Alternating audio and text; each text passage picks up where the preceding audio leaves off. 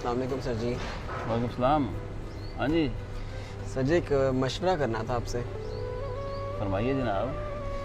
Sir जी मैं असल में अपनी कंपनी छोड़ना चाह रहा हूँ। क्यों, क्या हुआ? वैसे सर जी काफ़ी टाइम हो गया, अब कहीं और जाके ट्राई करते हैं। नहीं, कोई वजह तो होगी ना। वजह कोई ख़ास नहीं है, यही है कि 4 साल हो गए हैं कि कंपनी में कर रहा हूँ, तो वो सैलरी बढ़ाने का नाम ही नहीं ले रहे। सैलरी ना बढ़ाने की वजह हुई ना। जी बिल्कुल। तो क्या करते क्या हो? जो वो काम बोलते हैं सारे कर लेते हैं। मतलब 4 साल से वही काम कर रहे हो? जी बिल्कुल, जाहिर सी बात है, जो वो बोलते हैं वो मैं कर लेता हूँ। मतलब जहाँ 4 साल पहले शुरू किया था उधर ही हो? हाँ जी, वही ड्यूटी है, वही काम कर रहा हूँ। तो अगर 4 साल नहीं बल्कि मेरे पास होते तो अगले 40 साल भी मैं आपकी तनख्वाह ना बढ़ाऊँ।